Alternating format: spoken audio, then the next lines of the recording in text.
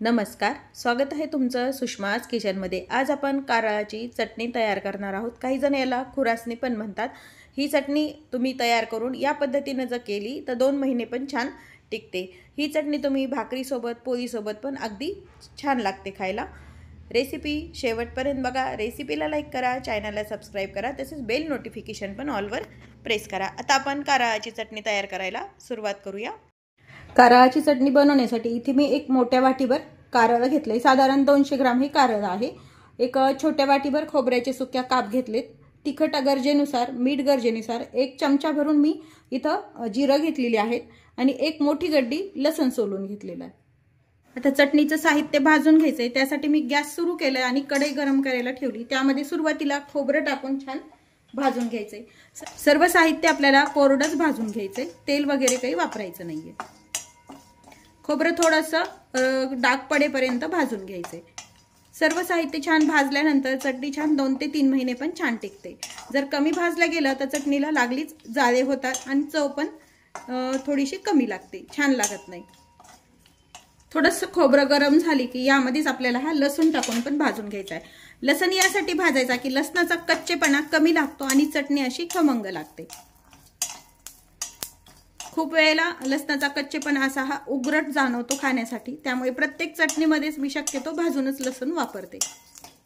लसूण पण असा छान एखाद दुसरा डाग पडेपर्यंत भाजून घ्यायचंय। आता यामध्ये हे जे जिरं आहेत ते पण टाकून घ्यायचे। जिरं अगदी थोडेसे गरम करायचे, नाही तर चटणीला कडवटपणा येतो जिरं जास्त भाजलं गेल्यानंतर, म्हणून आपण सर्वात शेवटी यामध्ये भाजताना जिरं टाकून घेतले।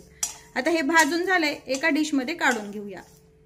आपण हे जे कारळ घेतले आहेत हे यामध्ये भाजून घ्यायचे। कारळ आणल्यानंतर व्यवस्थित मी धुवून आणि व्यवस्थित निवडून घ्यायचे। कारळामध्ये खडे खूप प्रमाणात असतात।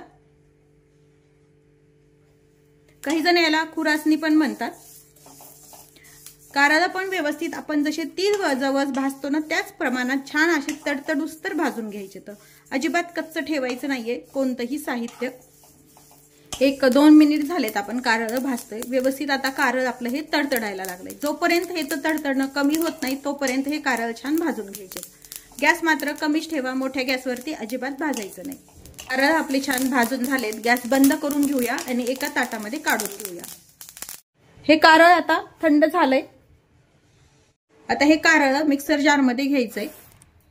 यामध्ये आता मीठ टाकून घ्यायचे चवीपुरतं, जेवढं तुम्हाला आवश्यक आहे तेवढं। या चमच्याने 1 चमचा मीठ टाकून घेतले। गरजेनुसार तिखट टाकायचे। साधारण मी 2 चमचे तिखट वापरते, तुम्हाला जसं तिखट आवडतं त्या प्रमाणात तुम्ही वापरायचे। तर हे मिक्सर वरती पल्स मोडवर काढून घ्यायची आपल्याला चटणी।